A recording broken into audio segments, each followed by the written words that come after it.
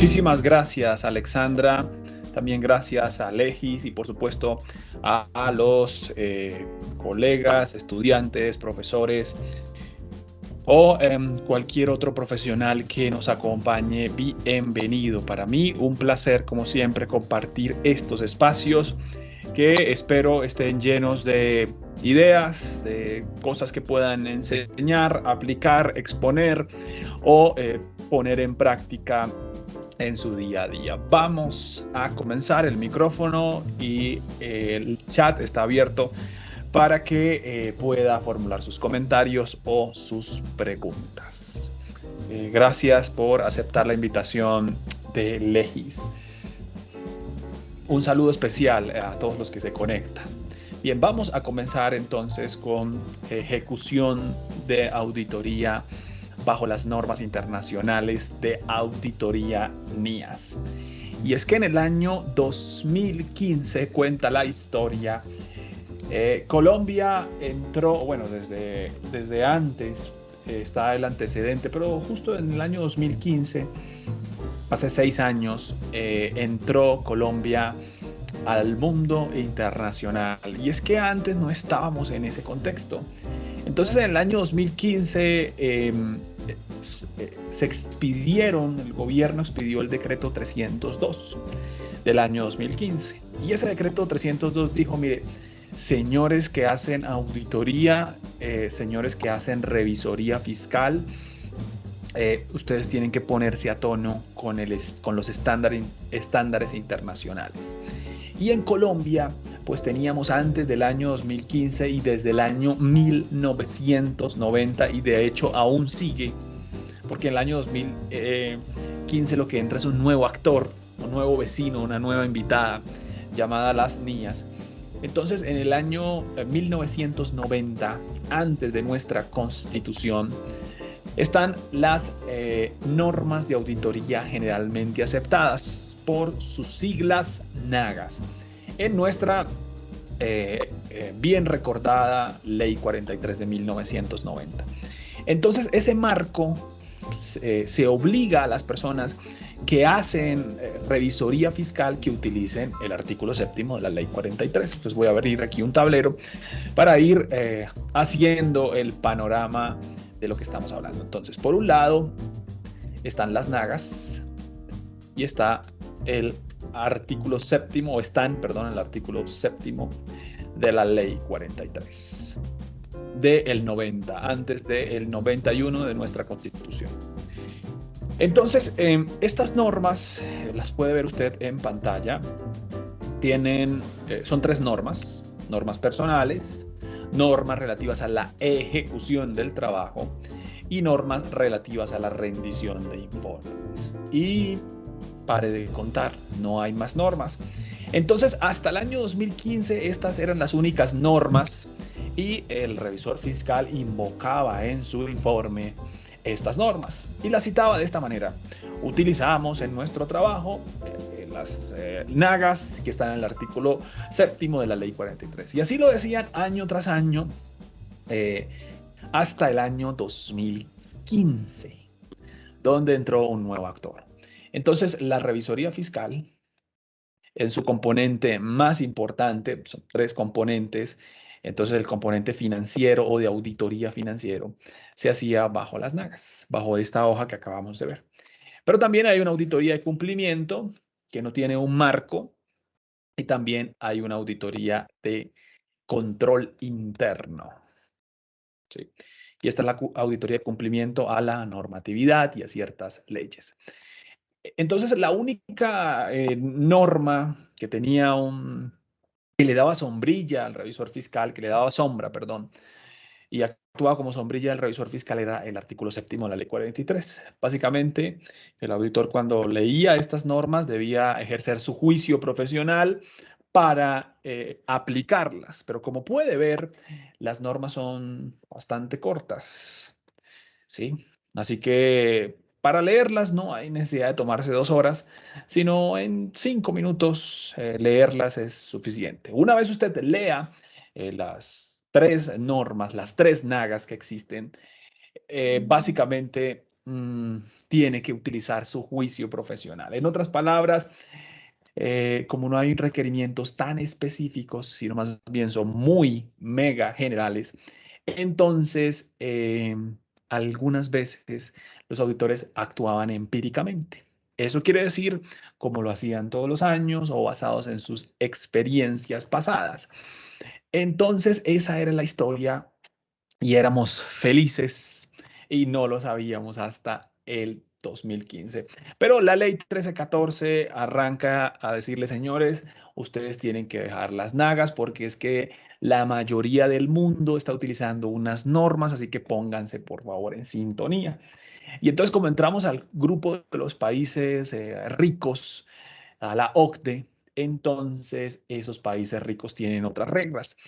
Y nosotros en auditoría, pues no, ellos no nos entendían. ¿Cómo así que las nagas? ¿Cómo así que tres normas? ¿Cómo así que el artículo séptimo?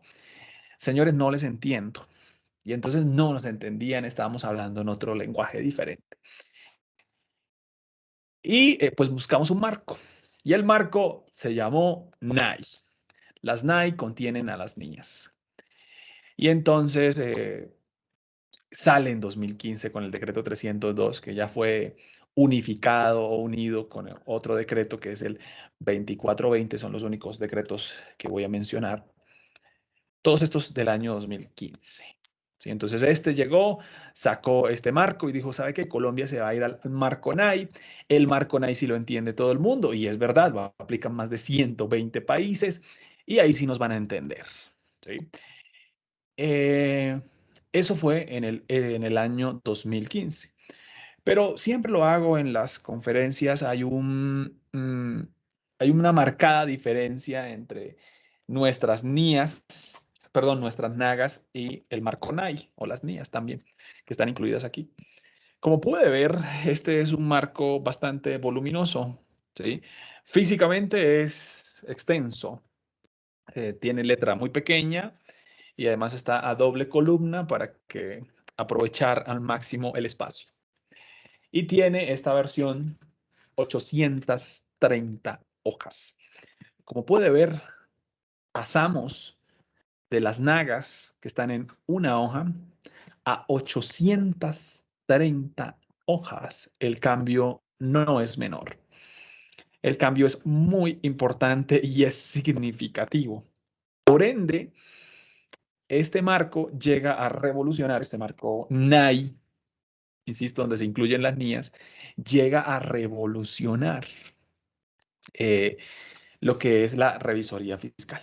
Y entonces, ¿cómo funciona esto? Entonces se le dice, ¿sabe qué? Para que el impacto no sea tan fuerte, ciertos revisores fiscales que por favor se queden ahí, ¿sí? Y otros que pasen acá.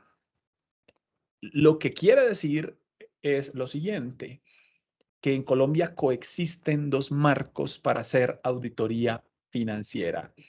El marco NAGA y el marco NAI, que contiene las NIAs. Entonces, NAI, que contiene las NIAs.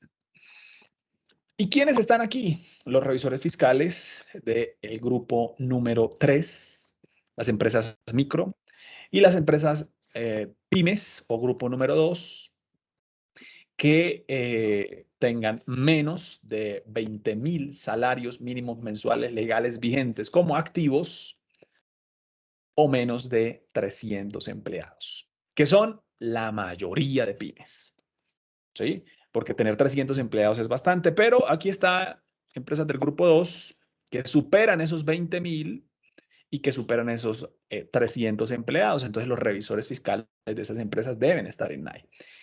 Y las empresas del grupo 1, todos los revisores fiscales deben estar en NAI. Hoy, en Colombia, esos son los dos marcos que coexisten.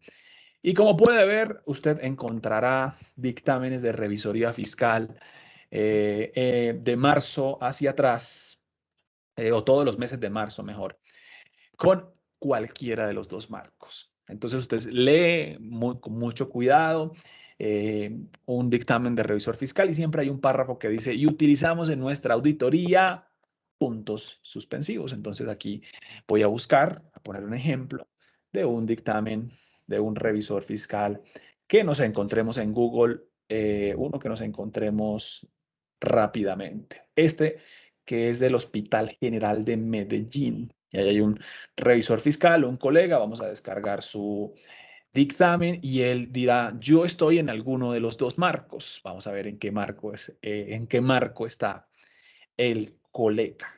Eh, Porque no conozco el tamaño del hospital, pero imagino que será un tamaño importante e imagino que este colega estará en las NAI, pero vamos a leerlo. Siempre hay un pequeño párrafo que dice lo siguiente. Mi responsabilidad, dice, realizando una auditoría de conformidad con las, y aquí el colega dice, NAI. ¿Sí? Ese es un ejemplo, pero también hay otros ejemplos que perfectamente el colega dirá, sabe que yo utilicé las nagas, Daniel. Mi trabajo, mi auditoría lo hice conforme a las nagas y eso es perfectamente válido. Por ende, quería ejemplificar y decir que existen dos marcos para hacer una auditoría. ¿Y cuál es la tendencia? Que las personas y los colegas que son la mayoría que están en nagas se queden en nagas hasta no superar los topes mencionados, sus empresas, no mencionar no superar, perdón, los topes mencionados. Sin embargo, que empiecen a incorporar elementos de las NIAs, porque funciona más o menos así. Están aquí las NAGA y son buenos, muy buenos principios, la verdad, pero son muy generales. Yo los llamo mandamientos. Y entonces esos mandamientos no tienen elementos específicos. Por ejemplo, yo le digo, señoras Naga, ¿cómo están? Un favor, ¿me pueden ayudar en cómo realizar un muestreo de auditoría? Y ellas van a decir, pues Daniel, hay una norma que se llama relativa a la ejecución del trabajo, así que por favor que sea técnico, que sea planeado. Ujú, sí, están muy buenas esas recomendaciones, pero pues algo más específico conforme a muestreo, no, no, Daniel, ahí no le puedo ayudar. Bueno, yo quiero hacer una confirmación externa, eso de enviarle una carta a un tercero para que me responda. ¿Tiene usted algunas orientaciones? Quiero hacer una circularización, una confirmación externa. Y entonces la niña diría, bueno, por favor, usted debe hacer un análisis, una observación, una confirmación. Yo le digo, sí, eso es lo que quiero hacer, pero ¿tiene algo más específico? No, no, lo siento, pero no tengo más específico, pero usted lo puede hacer a través de confirmación. En cambio, las niñas dicen, Daniel, muestreo, claro, NIA 530. Daniel, confirmación externa, claro, NIA 505. Obtener evidencia, claro, NIA 500. Ejecución de auditoría, por supuesto, NIA 330. Planeación, claro, NIA 300 y NIA 315. Entonces se da cuenta uno que estas normas son muy generales, que tienen algunas guías, orientaciones, algunas orientaciones del Consejo Técnico, pero, pero nada con fuerza de decreto. Mejor dicho, no hay un decreto que desarrolle las nagas y que diga, ¿sabe qué? Las normas personales las vamos a dividir en 20 normas y esas normas van a ser lo siguiente. No, eso no existe. Entonces, estas normas son muy generales. Es mejor ir y hablar el lenguaje de casi todo el mundo, llamadas las NIAs. ¿Y por qué digo que es el lenguaje de todo el mundo?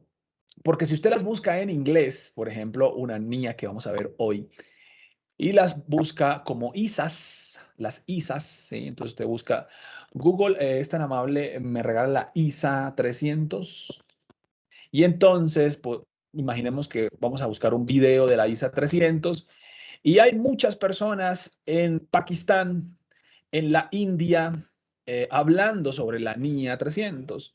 Hay muchas personas en el Reino Unido, en Inglaterra, en Londres, hablando sobre la niña 300, mire. Y en muchas partes, mire, yo no sé si esto es Nigeria, por aquí hay varias personas, dice que de Colombia, pero por aquí hay otro señor que no sé de dónde será, pero aquí dice Pakistán. Y entonces todos están hablando el mismo idioma. Vamos a ver si de verdad son de Pakistán o son de aquí, de Colombia. No, no parecen de Colombia, la verdad. No parecen, no parecen colombianos, parecen extranjeros y sí, efectivamente, estos señores son de muy lejos, son de Pakistán, como usted puede ver la representación de sus culturas. Y adivinen qué, están estudiando la NIA 300, cosa que hoy vamos a ver en este tiempo.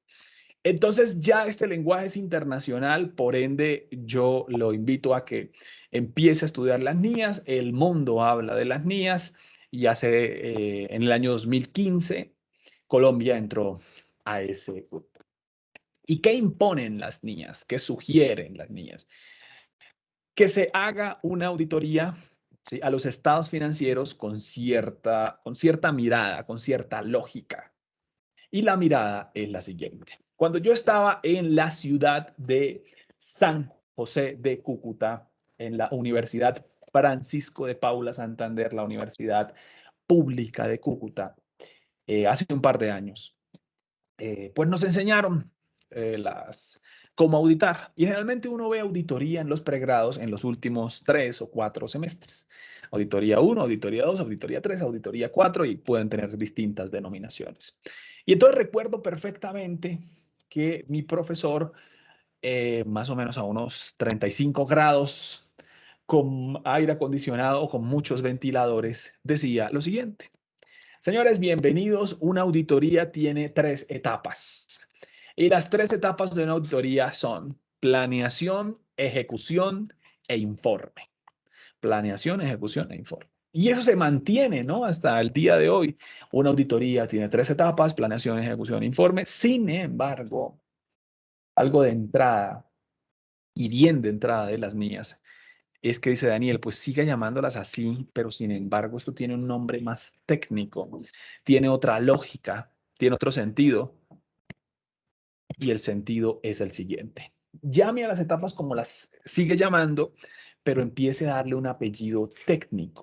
Y entonces la planeación, llámela identificación y valoración del riesgo. Realmente la planeación tiene un nombre más largo, ¿sí? Pero uno no los pone en los eventos porque las personas no van a asistir. Por ejemplo, si este evento se llamase planeación de auditoría, pues yo les diría, no, mire, este evento no se puede llamar planeación. Realmente, si queremos llamar el evento como se llama realmente a la planeación, ¿sí?, tendríamos que ponerle este nombre. Y entonces vamos a ponerle un nombre, lo voy a compartir aquí en el chat, si este evento se llamara planeación. Listo, entonces se llamaría más o menos así. Vamos a colocarlo aquí, que está la norma, la base de la base de la planeación. Entonces sería más o menos así. Señores, bienvenidos al evento Planeación de Auditoría, pero realmente el evento se llamaría, como lo voy a colocar en el chat. Y por supuesto, con ese nombre tan grande, ¿sí?, tan grande, pues nadie asistiría, ¿sí? Y bueno, por alguna razón no puedo, ya puedo ahí colocar en el chat el nombre, ¿sí? Ahí está. Identificación y valoración del riesgo de incorrección material mediante el conocimiento de la entidad y su entorno. Bienvenidos. Pues eso espanta a cualquiera, ¿no?, ese nombre. Sin embargo, ese es el nombre técnico y realmente llevaría otras 2 o 3 palabras. ¿Por qué? Porque la etapa de planeación ha mudado y nos convoca hoy la etapa de ejecución. Sin embargo, hay que hacer un comentario breve sobre la etapa de planeación. Entonces, la etapa de planeación ha mudado su nombre. ¿Y qué hay que hacer en la etapa de planeación? Entonces, a mí me decían en Cúcuta, hace años, en mi pregrado, me decían, mire, Daniel, en planeación lo que vamos a hacer es un programa de auditoría, vamos a conocer al cliente, vamos a hacer un cronograma, también vamos a mirar las horas, el tiempo que nos vamos a tardar y vamos a diseñar lo que vamos a hacer. Perfecto, sí. ¿Y ha cambiado de eso a hoy? Yo le digo, sí, sí, porque hoy se hace énfasis en 2 cosas. La etapa de planeación debe terminar en un inventario de riesgos. Y la etapa de planeación debe terminar en el cálculo de la materialidad, de lo que es importante. En otras palabras, que conozca al cliente, que lea el organigrama, que lea las políticas. Sí, sí, sí, pero eso para un solo propósito: identificar cuáles son los riesgos. Y entonces dicen ahora, y con justa razón, que ya no es un enfoque clásico, porque el enfoque clásico era auditar todo. El enfoque clásico era comenzar en orden. Comencemos con la 11 en nuestro antiguo PUC, que en paz descanse. Comenzar por la 11, 110505050501, caja menor del almacén tal o del local tal. 110505050502, caja menor del almacén tal. Y entonces recuerdo yo todavía eso. Recuerdo unas hojas verdes haciendo auditoría con esos instrumentos. Sin embargo, comenzábamos ahí en orden porque ese era el orden de las cuentas. Pero voy a devolverme en el tiempo, siendo muy respetuosos con mis profesores, a quien les debo todo, y le preguntaría, profesor, discúlpeme, ya terminé la auditoría de la cuenta 11, eh, caja y bancos, ahora es efectivo y equivalente al efectivo. Profesor, ¿qué cuenta sigue? Y él me miraría de arriba hacia abajo y me diría, o sea, ¿cómo así que qué cuenta sigue, Daniel? Si acaba de terminar si acaba de terminar la auditoría de la 11, pues sigue la 12. O sea, ¿qué pregunta, no? Me diría mi profesor. Y vamos a completar la historia diciéndole, profesor, ya terminé la cuenta 12, ya hice las transacciones, ya las revisé, ya mire los saldos. Ya terminé la 12, ¿con qué cuenta sigo? Y él me miraría otra vez, ya con menos paciencia, y me diría, pues la 13. Y después de la 13, la 14. Y por favor, ya no pregunte cosas tan o elementales, Daniel. Y entonces terminaría con esta pregunta, porque ya sé que mi profesor está muy molesto. Terminaría con esta pregunta. Profesor, el orden de las cuentas de corriente y no corriente es el mismo orden de los riesgos.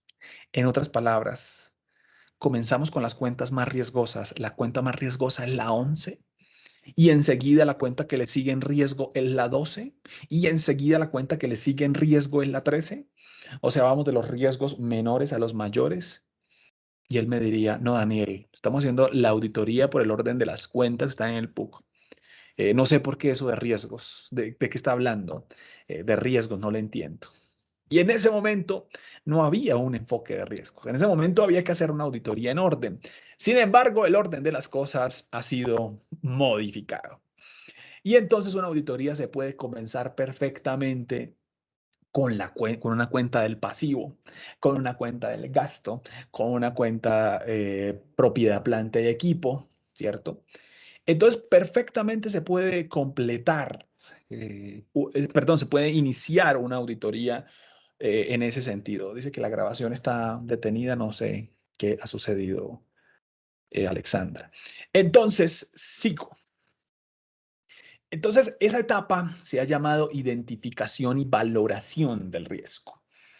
Entonces, llegue por favor y cuando llegue a una empresa, y esto es lo que yo entendía como auditoría, entonces llegaba uno a una empresa, se armaba de uno de estos son de mi hijo, se armaba de uno de estos, sí, un amiguito de estos, un lapicero rojo, un checking pencil, ¿cierto? Y entonces arrancaba uno la auditoría el primer día marcando cosas. Y entonces empezaba uno a marcar, se colocaba por aquí el lapicero y eso sigue, nada de eso ha cambiado, ¿sí? Pero sí ha cambiado el enfoque. Usted sigue cambiando la mirada, ¿no? Pero la mirada ¿de qué? La mirada bajonías es diferente. Dice Alexandra Yates, gracias Alexandra, el procedimiento que se tiene en la empresa no es la base de auditoría. Claro, los procesos. No sé, tal vez está mal redactado, no es la base de la auditoría. Claro, los procesos. La pregunta es, perfecto, mientras la va a hacer, listo. Entonces, mientras hace Alexandra su comentario, su pregunta, Entonces, lo que hay que hacer antes de empezar a marcar en rojo, auditado y no auditado, y chequeado y no chequeado, es hacer un inventario de riesgos. Esa es la planeación. Pero inventario de riesgos o bolsa de riesgos o costal de riesgos, pues no sonaría bonito, ¿no? Entonces cambiemos los nombres de una etapa de auditoría y el primero llamémoslo configurar un costal de riesgos. Pues eso no suena técnico. Pero en cambio, identificar y valorar el riesgo, eso sí suena bonito. Por eso es lo que hay que hacer en la primera etapa. Configurar lo que se llama un mapa de calor, un semáforo, un mapa de riesgos o como quiera llamarle. ¿Y a dónde hay que ir y cómo se configura? Ya lo tienen, Daniela, ya ellos. Yo le digo, no, el mapa es suyo. Es la mirada del auditor. El mapa es su mirada. Y entonces en vez de empezar a encontrar cosas que están incorrectas, porque eso sí hay que hacerlo, pero después en la ejecución, ¿qué vamos a ver hoy? En estos minutos. Antes de eso, antes de empezar a chequear, a marcar, a hacer cálculos y recálculos, primero necesitamos el orden de las cosas. Necesitamos las prioridades. ¿Y cuáles son las prioridades?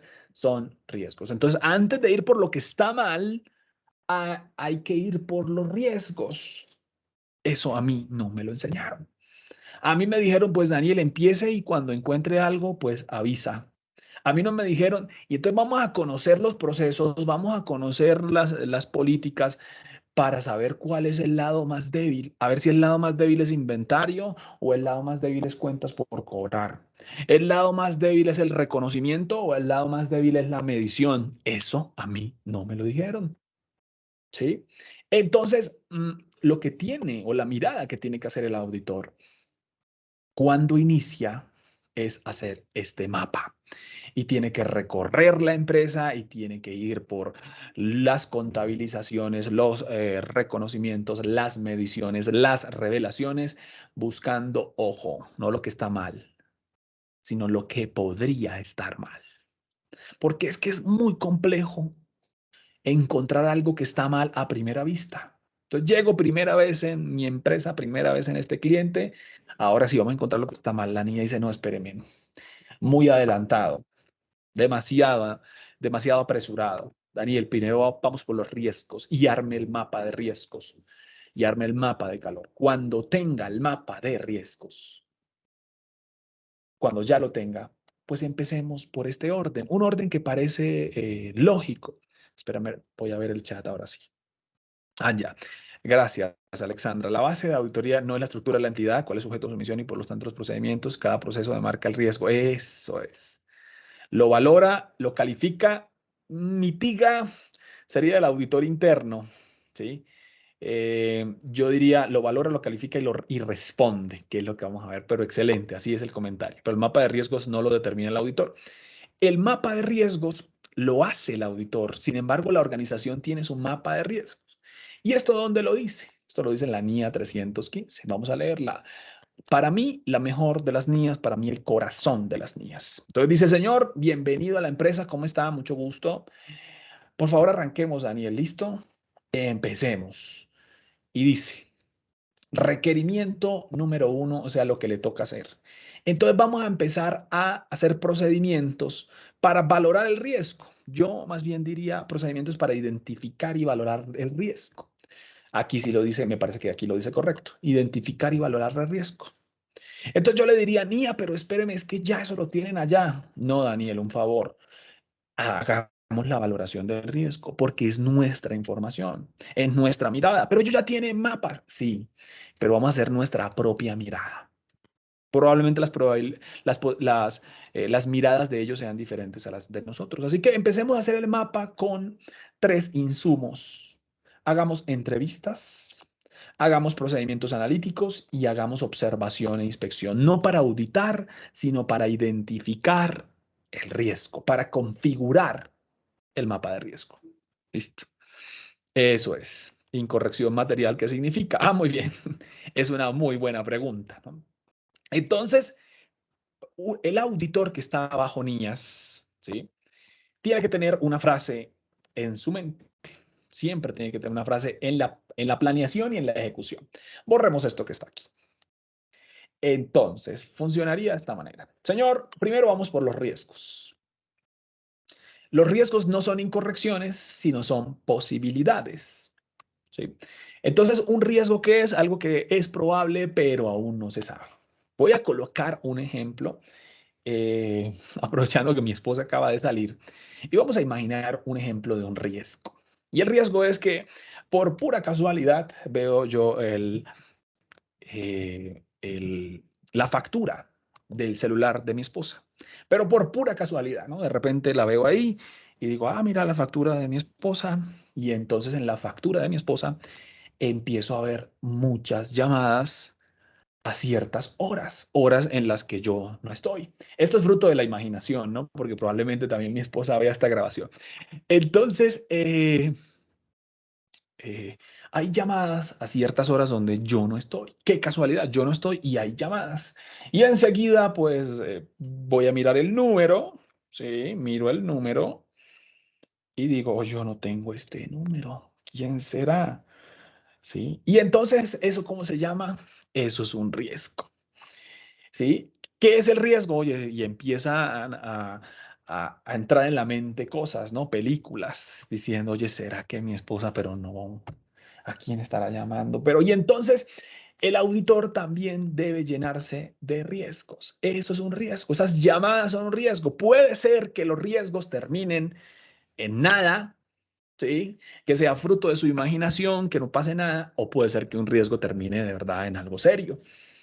Por ende, el riesgo es probabilidad. La norma define a los riesgos como siempre posibilidades de algo malo. No hay riesgo bueno para la norma, ¿no? Entonces los riesgos negativos se convierten en amenazas. Pero en la vida eso cambia. Los riesgos positivos se convierten en oportunidades porque hay riesgos positivos. Daniel, me voy a arriesgar a hacer una especialización, pero escribí aquí opinión, pero se convierte en oportunidades. Me voy a arriesgar a hacer una especialización, pero es que no tengo plata. Nada, no tengo nada, nada, nada. Y entonces eso es un riesgo un riesgo positivo que probablemente se convierta en una oportunidad, porque usted abre su mirada en una especialización o en un diplomado o en cualquier otra cosa, eh, aprende más cosas, se siente con más confianza. Y hay un video de Legis que dice, oye, quiere conocimiento. Y entonces yo he oído mucho la frase que el conocimiento es poder. Eso no lo comparto. El conocimiento no es poder, el conocimiento es confianza. Y si usted tiene conocimiento, tiene confianza.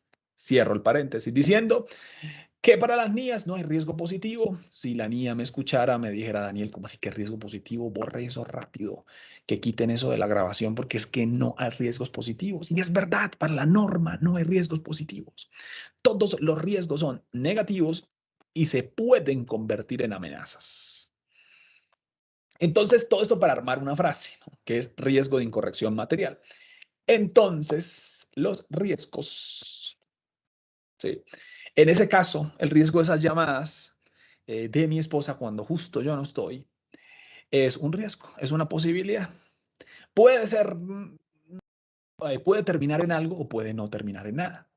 Y entonces la siguiente palabra que tiene que tener el auditor en la mente es incorrección. ¿Y qué es incorrección si eso suena tan raro? Extraño suena eso de incorrección. Y entonces, páseme la incorrección, se imagina uno, ya elaboraron la incorrección, ¿cómo va esa incorrección? Eso no pega, eso no suena. En cambio, sí suena la frase hallazgo. ¿Cómo van con el hallazgo? Ya comunicaron el hallazgo, elaboraron el hallazgo. Eso sí suena, Daniel. ¿Y usted por qué habla de incorrección? Eso nadie le va a entender. Y yo le digo, lo que pasa es que así habla la norma. Mire, aquí está la nueva versión de la NIA 315. 213 hojas. Vamos a buscar en estas 213 hojas de una sola norma. Nótese, estamos pasando de las nagas, una hoja, a solo una norma que tiene 213, son 37 normas. ¿Sí? Entonces vamos a buscar la siguiente palabra, que espero que esté muchas veces. Nia, discúlpenme, usted conoce la palabra hallazgo, si es tan amable, y entonces con eso, con el control find, con el control F, vamos a preguntarle si conoce la palabra hallazgo. Yo imagino que debe estar muchísimas veces la palabra hallazgo en estas 213 hojas. Dice que está buscando, pero le anticipo lo siguiente. Eso ya la encontró. Entonces voy otra vez. Y me dice la norma, Daniel, en estas 213 hojas tengo 8 veces la palabra hallazgo. Yo le digo, oye, no puede ser. En una niña debe estar muchas veces la palabra hallazgo, que el auditor encuentre los hallazgos, que dónde están los hallazgos, que no puede ser, hay algo extraño, ¿sí? No puede estar 8 veces en 213 hojas, debe estar un poco más, ¿sí? Por ejemplo, la palabra riesgos, esa sí debe estar mucho, porque es de lo que estamos hablando. A ver, está la palabra riesgo y la norma dice, claro, Daniel, la tengo 600 veces. ¿Le parece poco? Yo le digo, no, 600 veces, un montón. Pero yo le digo, hay una palabra rara, extraña, que yo le he oído a personas, seguro esas personas porque se quieren pegar mucho a la norma, ¿sí? Y es la palabra incorrección. ¿Cierto que usted no conoce la palabra incorrección?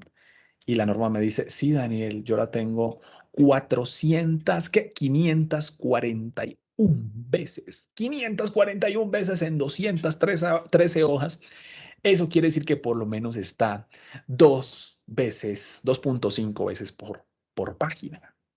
Entonces, la nueva manera de llamar a los hallazgos es incorrección. Incorrección es cuando algo está incorrecto, ¿sí? El prefijo in en español, cuando usted se lo pone a una palabra y luego expone algo, expresa algo, quiere decir exactamente lo contrario. Por ejemplo, usted dirá incumplido, imposible, ¿sí? Insoportable, inadecuado. Entonces aquí yo lo digo incorrecto. Y entonces, ¿qué dice la norma, Daniel? Vamos por los riesgos de incorrección. Y eso suena extraño. Riesgos de incorrección. Si es como dijera, vamos por los riesgos de hallazgo. En otras palabras, sería, vamos por las posibilidades de hallazgos. Vamos a ver dónde está la mayor posibilidad de hallazgos. Y entonces, ¿dónde está la mayor posibilidad de hallazgos? Cuando los riesgos sean muchos. Eso quiere decir cuando los controles sean bajitos. ¿Sí? Entonces, el riesgo de incorrección o ir por los riesgos de incorrección implicaría ir por las posibilidades de que algo esté mal. Vuelvo al ejemplo de la factura de mi esposa. Entonces, ¿cuáles son los riesgos de incorrección? Mire, los números donde se llame mucho, donde la duración de las llamadas sean muy largas y justo donde yo no esté en casa. Esos son los mayores riesgos de incorrección. ¿Y cuáles son los menores riesgos de incorrección o los riesgos que no existen? Yo le digo, mire, si mi esposa llama a la mamá, aquí tengo el número, pues ahí yo le veo riesgo de incorrección. Pero si es un número desconocido, hay mucho riesgo de incorrección. Nótese la diferencia de cómo se habla. Muy bien, seguimos. Entonces, luego del riesgo de incorrección, la norma dice, vamos por los peces gordos, vamos por lo importante, vamos por los riesgos de incorrección materiales. Y materiales, así como incorrección, ¿sí? Es una frase o una palabra, perdón, novedosa. ¿Qué es lo material? Es una palabra que podemos decir es una neopalabra, una nueva palabra. Y funcionaría así. He oído a muchas personas diciendo, y este proceso es material, y esta empresa tiene transacciones materiales. Mire que esta actividad es material. Y uno, caramba, eso yo no lo oía cuando estaba en pregrado. Nosotros utilizamos la palabra importante, ¿sí? Pero material, entonces, este es el resumen de la norma. La norma dice, Daniel, la etapa de planeación, no hemos llegado a ejecución y caramba, ya me queda poquito tiempo. La etapa de planeación dice lo siguiente, esa es la misión. Daniel, vamos por lo siguiente, por los riesgos de incorrección material. En palabras colombianas, vamos por las posibilidades de hallazgos importantes, por los hallazgos más grandes. Vamos por ellos.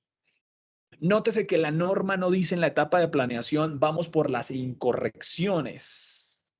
Probablemente eso sea en la etapa de ejecución. Vamos por las incorrecciones, Daniel. O sea, vamos de una vez al grano por lo que esté mal. Y quien haya estado en la práctica va a coincidir conmigo que eso es muy complicado. Ir por lo que está mal así, directo, no.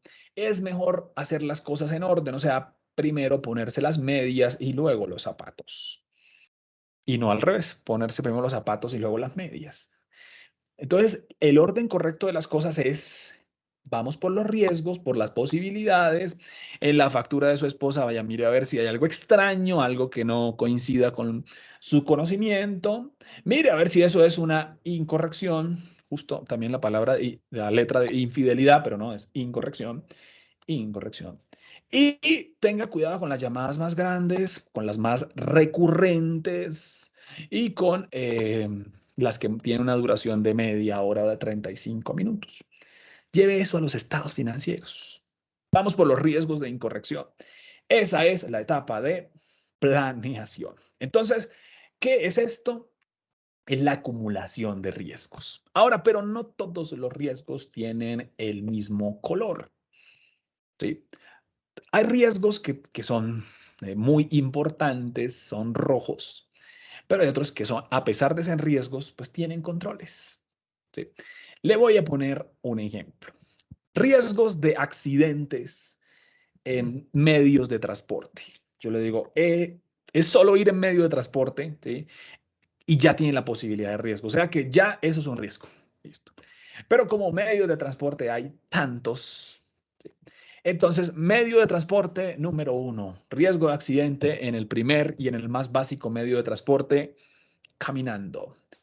Yo le digo, bueno, pues la probabilidad de un accidente que yo vaya caminando y me tropiece va a depender de si voy muy rápido.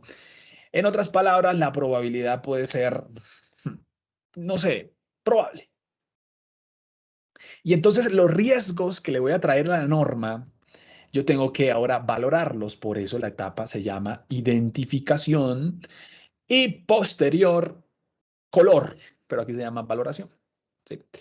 Darle un color. Entonces yo le digo, mire, el riesgo de un accidente mientras yo vaya caminando, pues es probable, aunque tengo la tentación de marcar improbable, pero dejémoslo en probable. Daniel, y el impacto, o sea, que le pase algo, que se lesione, ¿sí? Que se, eh, que se lastime, ¿cuál sería el impacto? Yo le digo, bueno, pues impacto, sería material, o sea, sufriría usted una lesión importante o tal vez la muerte. Yo le digo, Dios no quiera, pero no creo. ¿Sería importante? Pues no, yo me he tropezado, me he caído, pero pues no pasa de eso. ¿Sería moderado? Yo le digo, tampoco lo creo. ¿Sería mínimo? Yo diría que es inmaterial, no pasa de un tropezón. Entonces, nótese que los riesgos tiene una calificación. En este caso sería la multiplicación de 3 por 1, 3, y aquí tiene el riesgo de ir caminando.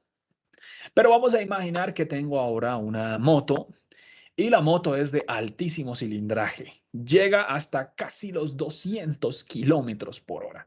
Una locura. Y entonces, ¿cuál es la probabilidad de accidente, Daniel? Yo le digo, mire, yo creo que esa probabilidad, si usted va a más de 100 kilómetros por hora, pues yo creo que es casi seguro o muy probable. Dejémoslo en muy probable. Y el impacto de un accidente a 100, 150 kilómetros por hora, yo le digo, de ahí no salimos. Yo creo que eso es material. Y entonces 4 por 5, 20 y queda aquí el riesgo. Funciona igual en los estados financieros. Pues vaya por una cuenta o por un proceso y empieza a preguntarlo. Y entonces si usted ve algo que es probable y tiene algún impacto, ya sabe que va a ser rojo. Ejemplo. Entonces llega usted y dice, en esta empresa no tienen ni un solo manual, Daniel. No hay manual para nada. No hay manuales, no hay políticas, no hay procedimientos. Yo le digo, uy, uy, uy. Si no hay manuales, eso sube la probabilidad y el impacto pues depende de qué cuenta estamos hablando. Si es una cuenta que representa mucho en el activo, entonces es material, pero si es una cuenta pequeña, pues bueno, se queda en 1 por 5, 5. Eso es lo que hay que hacer en planeación. Junto con, olvidé algo, la determinación de la materialidad. ¿Y qué es eso de la determinación de la materialidad? Bueno, la determinación de la materialidad funciona de la siguiente manera. Lo hemos hablado ya varias veces en espacios de Legis. Sin embargo, vamos a hablarlo inmediatamente. Vamos a ver aquí cómo logro detener la cámara. Bueno, parece que no puedo detener la pantalla. Entonces, la materialidad funciona de esta manera. La materialidad es una visión, ¿sí?, del auditor. También es una visión del contador que prepara estados financieros, pero principalmente del auditor. Y las materialidades se presentan con una línea horizontal. Cuando se habla de una partida material, enseguida se entiende que hay partidas inmateriales. ¿Sí? Entonces, cuando el auditor tiene esta manera de ver las cosas dividido en dos, es como si usted empieza a tener una noción de lo que es bello. Y entonces, si usted ya dice, ¿sabe qué? Hay cosas que son muy bonitas, que están aquí arriba, pero hay otras cosas que no son tan bonitas. Entonces, en el momento que usted diga, ya tengo la noción de lo que es bonito, y usted empieza a ver las dos cosas. Mira, esta cosa es agradable, esto no es agradable. Funciona igual con el auditor, pero el auditor lo pone en valor. Entonces funciona así. Vamos a imaginar que la materialidad es 2 millones de pesos, que quiere decir que para él lo importante es lo que supera 2 millones de pesos y lo que no es importante no supera los 2 millones de pesos. Esas partidas se van a llamar inmateriales. En vez de decirle poca cosa o no importante, prefiero llamarlo con ese nombre técnico, partidas inmateriales. Entonces esto también modifica otra mirada y otra cosa que me dijeron a mí en el pregrado. Insisto, le debo todo a mis profesores, pero en ese momento no teníamos conciencia de muchas cosas. En ese momento mi profesor me decía algo como lo siguiente: señores, y el auditor mira todo, ¿no? Todo, todo lo mira. Todas las contabilizaciones, todos los registros de las cajas menores, las cuentas por pagar, las cuentas por cobrar, todo lo mira. Nótese esto. Nuestro profesor nos animaba a auditar todo. Y es que un auditor lo ve todo. Mentira. No es correcto. Pero pues en ese momento no sabíamos de las niñas. Estaba muy lejos todavía. Entonces, si pudiera regresar en el tiempo, en la máquina del tiempo, le diría a mi profesor: profesor, ¿cómo está? Lo que pasa es que no comparto respetuosamente lo que usted está diciendo. El auditor debe tener como una mirada y esa mirada debe centrarla en un valor. Y a partir de ese valor hacia arriba hay partidas que son materiales y a partir de ese valor hacia abajo hay partidas que no son materiales. Porque cuando todo es importante, nada es importante. Si para usted es importante la compra de una caja de ganchos de grapadora, al igual que una cuenta por cobrar de 4.000 millones de pesos, yo le digo, no. O sea, una compra de ganchos de grapadora, pues puede costar unos 5.000 pesos. Pero si hay una cuenta por cobrar de 4.000 millones de pesos, pues Daniel, a ver. Por eso, no todo es importante. La compra de ganchos de grapadora no va a cambiar la historia de la empresa en dos. Pero en cambio, si se quiebra ese cliente, que están las cuentas por cobrar de 4.000 millones de pesos, eso sí es importante. Por ende, en la planeación, el auditor determina su materialidad o calcula su materialidad y adicionalmente configura el mapa de riesgos. Con eso entramos a lo que se llama ejecución, ¿sí? Pero debía quedar clara la planeación. Entonces, usted ya tiene estos dos insumos y los dos insumos están en la planeación. Entonces, ¿ahora qué hay que hacer? La teoría de riesgos dice que los riesgos deben ser mitigados, como bien lo escribió Alexandra, y eso sigue siendo real para una parte de la auditoría. Aquí el auditor con los riesgos lo que tienen que hacer es responder a los riesgos, ¿sí? Pero responda, Daniel, a los riesgos de incorrección material, ¿sí? Eh, que sean más probables, que tengan mayor impacto. Entonces la etapa de ejecución cambió de nombre y realmente el nombre compuesto debería ser respuesta a los riesgos, sí, a los riesgos de incorrección material. Pero claro, si se le coloca ese título a la conferencia de hoy, buenas, bienvenidos, respuesta a los riesgos de incorrección material valorados por el auditor mediante el conocimiento de la entidad y su entorno, pues nadie asiste, no asiste nadie, porque no le suena llamativo. Pero este es el nombre técnico de esta conferencia, a los riesgos de incorrección material. Ahora, ¿cómo responde el auditor a los riesgos? Y aquí hay que hacer una representación. ¿Sí? Vamos a imaginar un riesgo materializado. Entonces, vamos a imaginar un riesgo. ¿Cómo le parece que hay una bodega? Y es la bodega de sistemas. Aquí está la puerta de esa bodega. Listo. Y entonces todos los procesamientos, todos los datos de la empresa, sobre todo los datos que tienen que ver con clientes, con compras, todo lo que se llama ahora data, ¿sí? Eso está almacenado ahí. Y aquí hay aproximadamente 20 computadores. También hay computadores que manejan información financiera, 20 computadores. ¿Y cómo le parece que mm, la cámara hace 2 meses está dañada? Entonces la cámara de seguridad no existe. Está ahí. Eso se ha rogado para que por favor arreglen esa cámara, pero no ha sido posible. Listo. Entonces no hay cámara de seguridad. Adicionalmente, el vigilante o la persona que presta vigilancia acá, desafortunadamente le dio COVID. Se está recuperando y está bien, gracias a Dios, pero no ha llegado el reemplazo. Ya hemos llamado, hemos hecho gestiones, pero hace 15 días que no envían nada. Nótese que la cosa está peligrosa, ¿no? 20 computadores ahí. Pues sucede lo que tiene que pasar. Pasa lo que tiene que suceder. O sea, roban y se llevan los 20 computadores y dejan eso solo con las sillas y con los escritorios. Y entonces a la escena del, primero esto era un riesgo, mire, riesgo, y ese riesgo se materializó en el momento que llegaron y robaron. Entonces llega el auditor interno y llega el auditor externo a la escena del crimen. Entonces llega aquí el auditor interno. Coloquémosle aquí su rótulo, auditor interno.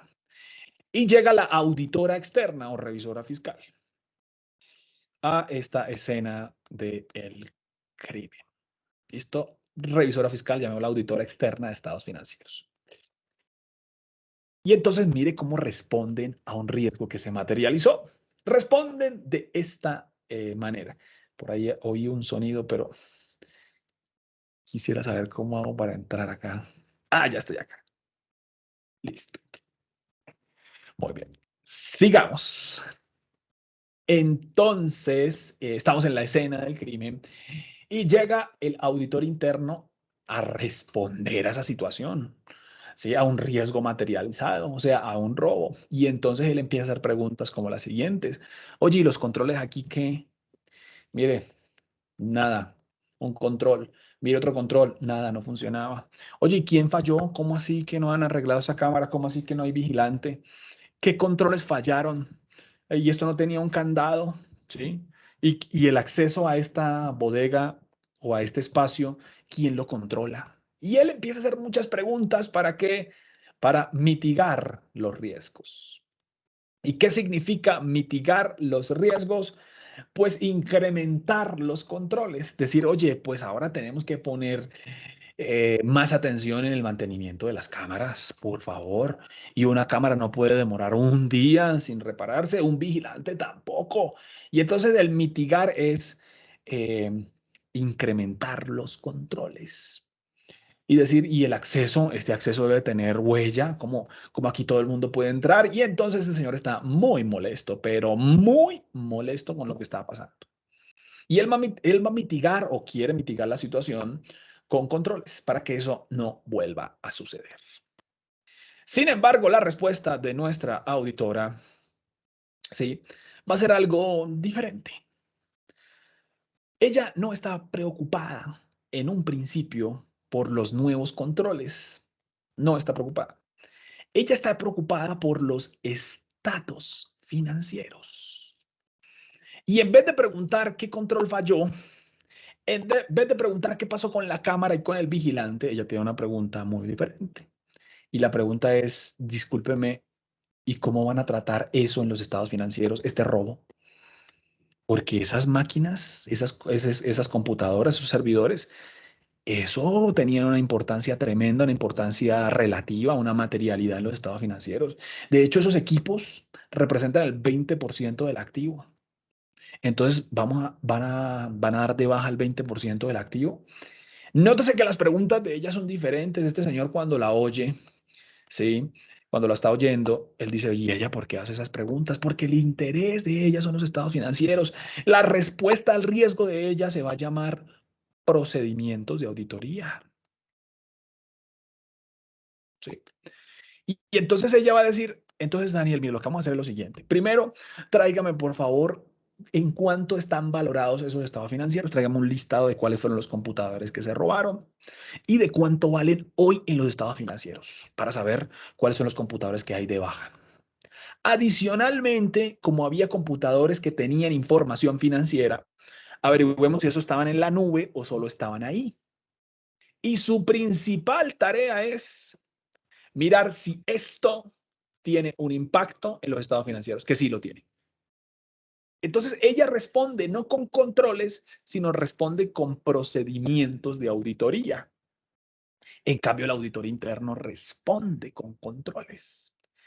Los procedimientos de auditoría quieren obtener evidencia. Entonces, la auditora dice, espere, antes de llegar y mirar controles, yo necesito obtener evidencia de qué impacto tiene eso en los estados financieros. Y entonces, la mejor manera para responder a los riesgos se llaman procedimientos de auditoría. Los procedimientos de auditoría es como una caja o son como una caja de herramientas. ¿Cómo funciona un procedimiento de auditoría o cómo funciona un procedimiento? Entonces llega y hay un riesgo, hay un riesgo. Y llaman a un profesional, en este caso a un mecánico. Y entonces hay un riesgo porque, mire, Daniel, estos frenos de este automóvil están largos. Esto no frena. Mire, y me frena a 5 o a 6 metros después de que yo pongo aquí el pie en el freno. Yo le digo, eso es un riesgo. Y ese riesgo es probable y eso tiene un impacto tremendo. Lo mejor es que llame al mecánico o que vaya hasta el taller de mecánica. Y entonces cuando llega el automóvil al taller de mecánica, el mecánico saca una caja, imaginemos que sea una caja, y saca una caja con sus herramientas y dice, a ver, ¿qué es lo que le pasa a este carro? Y uno le cuenta y él saca sus herramientas, sus aparatos y responde al riesgo con sus aparatos. Vamos a imaginar el plomero. El plomero también llega y yo le digo, mire, señor plomero, ¿cómo está? Esto no está aún taponado, pero el agua no pasa normal. Entonces él saca su herramienta y dice, a ver, ¿qué es lo que hay? Pues vamos a imaginar igual el auditor cuando llega con la situación. Daniel, mira, esas cuentas por cobrar de allá, eso no es cierto, hay mucho riesgo, no tienen un manual, no hacen conciliaciones, no hay un manual de aprobación de cartera, las políticas son una completa desorganización, han llegado 5 contadores y el mismo día se van, yo le digo, uy, eso está peligrosísimo. Entonces, ¿cuál es la lógica de esta respuesta al riesgo? La lógica es que el auditor arranque por aquí. No creo que el auditor diga, listo, entonces empecemos por lo que es menos riesgoso. No, el auditor arranca por lo que es más riesgoso. Y dice, respondamos al riesgo con procedimientos y él también tiene su maletín y también tiene su caja de herramientas. Y la caja de herramientas tiene 3 elementos. Los 3 elementos están aquí. Entonces él dice, vamos a primero a mirar cuál es el impacto en los estados financieros de ese riesgo. Vamos a mirar si se materializó ese riesgo o es pura paranoia, ¿sí? Entonces él llega y está eso calificado como un riesgo, insisto, como un riesgo es que es probable, que es rojo, que mire, lo más seguro es que no, el auditor dice, discúlpeme, yo no digo que lo más seguro hasta no obtener evidencia. Por eso los auditores son muy prudentes, perdón, en su lenguaje.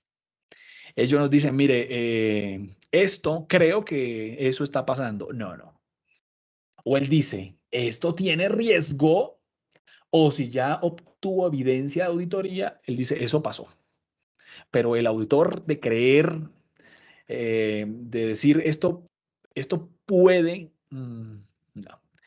Entonces, ¿qué sucede? Vamos a seguir poniendo el ejemplo de la factura. Y entonces digo, ¿sabe qué? Va a ser un procedimiento de auditoría. Porque los procedimientos de auditoría sirven para qué? Para obtener evidencia. Mejor dicho, vamos a ver si es verdad que mi esposa me está, o será pura imaginación mía. Y entonces llego yo y llamo a ese número. ¿Eso qué es? Un procedimiento de auditoría. Entonces el auditor, ante los riesgos, empieza a proceder para obtener evidencia. Y la evidencia le va a decir, la verdad, si usted tiene ideas imaginarias en su mente, con este caso de mi esposa, o de verdad está pasando algo. Así que inmediatamente llamo. Y yo no sé, vamos a ver quién me contesta del otro lado. Y llamo de una vez y digo, ¿aló? ¿Sí? ¿Con quién hablo? ¿Y a quién necesita? Me responden. Ay, Dios mío, ¿quién será? Lo que pasa es que tengo unas llamadas perdidas, estoy mintiendo. Tengo unas llamadas perdidas de ese número. ¿De qué ciudad es? Para ver si es aquí, en Bogotá o es en otra ciudad. ¿Sí? Y empiezo a obtener evidencia de auditoría.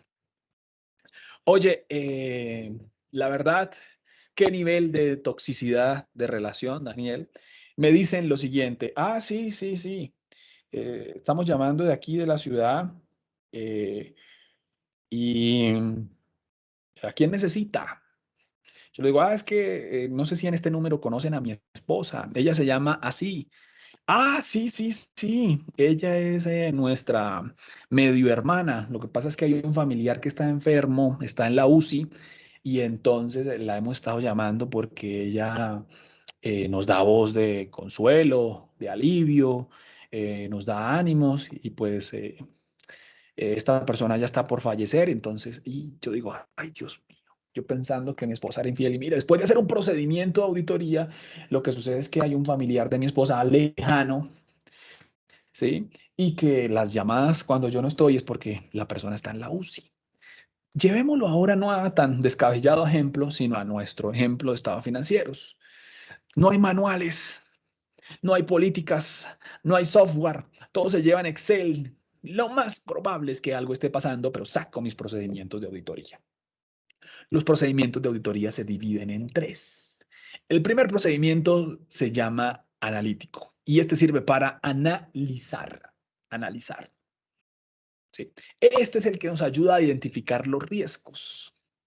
Entonces, ¿yo qué haría en este procedimiento analítico? Daniel, alejémonos un poquito de la información para mirarla como un todo. Empecemos a ver comportamientos, variaciones. ¿Qué le suena extraño? ¿Qué le parece extraño? ¿Qué cifra, qué cuenta ha tenido una variación? Entonces usted dice, mire, me parece extraño aquella variación del 700%. Bueno, pues a cualquiera le parece extraño una variación del 700% entre un año y otra. Entonces los procedimientos analíticos sirven para analizar, para identificar riesgos, pero no tanto para obtener evidencia. Entonces saco mi primera herramienta y empiezo a analizar, empiezo a mirar, a comparar, empiezo a hacer indicadores, ¿sí? Empiezo a hacer análisis horizontal, o sea, comparar un año con otro, o vertical, cuánto le corresponde a cada cuenta. Empiezo a mirar a ver si el sector, si las empresas del sector se parecen a esta. Y es que las empresas del sector construcción, imaginemos, tienen unas utilidades brutas entre el 10 y el 15%. ¿Cómo le parece que estoy en una empresa de construcción y esta empresa tiene que utilidades brutas del 75 y del 80%? Y el sector tiene el 10 y el 15. Ay, ay, ay, un riesgo. En el siguiente procedimiento que puedo hacer se llama procedimiento de control. El procedimiento de control dice, espéreme, Daniel, antes de que vaya y revise con cuidado con el procedimiento que viene, que es el sustantivo, el que va a la sustancia. Entonces, mejor mire cómo está el ambiente. Mire cómo está el área, el proceso, la actividad, para ver qué tanto debe usted sumergirse, qué tanta información debe eh, solicitar. Entonces, el procedimiento de control va a los procedimientos de la empresa. Entonces, empiezo a mirar lo siguiente, señores, un favor, ¿ustedes tienen algún tipo de lineamientos? No, Daniel, no tenemos ningún solo alineamiento. ¿Políticas tienen? No tenemos políticas. ¿Cómo se llama el software que utilizan? Ese software contable. Ah, ese software contable se llama Microsoft Excel. Digo, oye, eso no es un software contable. Pero ahí lo tenemos en unas hojitas y ahí vamos contabilizando. Caray. La cosa es que el control, parece que no hay controles, ¿no? Bueno, ¿y alguien supervisa lo que ustedes hacen? No, Daniel, nosotros nos supervisamos a nosotros mismos. Enseguida digo, la cosa aquí está muy peligrosa. Controles parece que no hay y no existen. Entonces eso me daría el procedimiento de control.